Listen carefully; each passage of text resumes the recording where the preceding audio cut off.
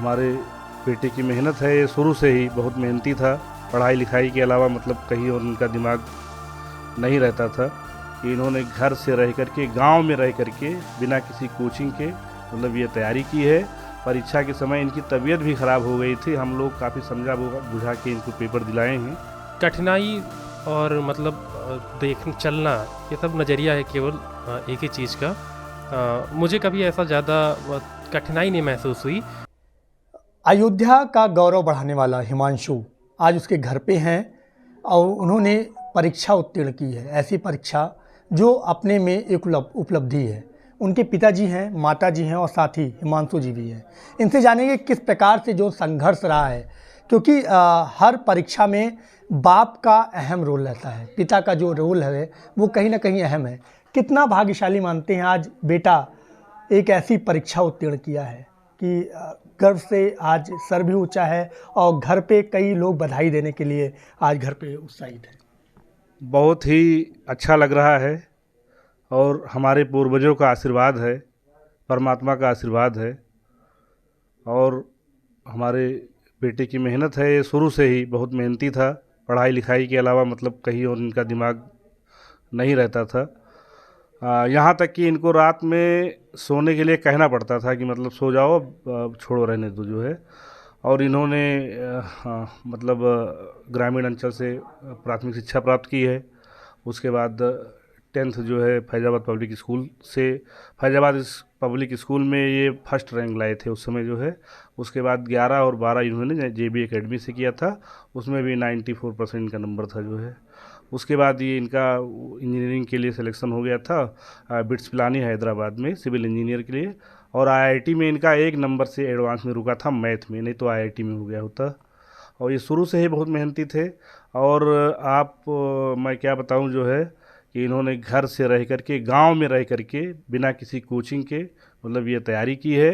और इनका जो मेंस था, परीक्षा के समय इनकी तबीयत भी ख़राब हो गई थी। हम लोग काफ़ी समझा बुझा के इनको पेपर दिलाए हैं, नहीं तो शायद और अच्छा मतलब स्कोर होता इनका।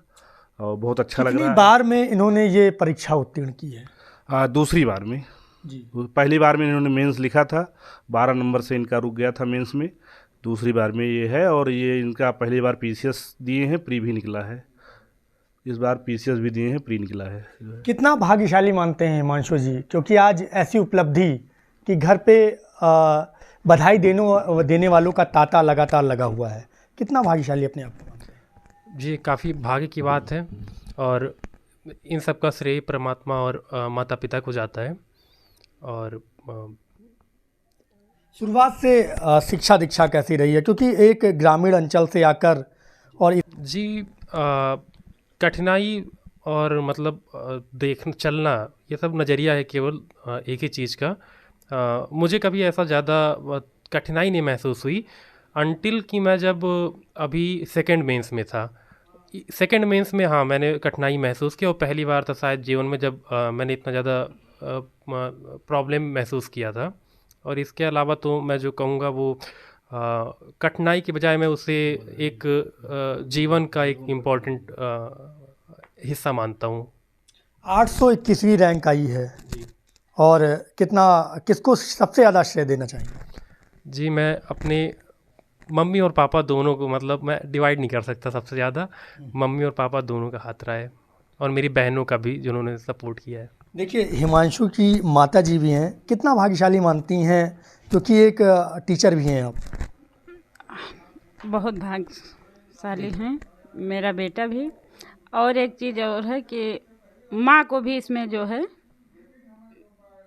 अपने इच्छा को पूरी करने के लिए जो है बेटे के साथ जो है लगना पड़ता है और उसके साथ जो है समय समय पर उसको जो है समझाना और उसका धैर्य बनाए रखना बहुत ज़रूरी होता है। बिल्कुल।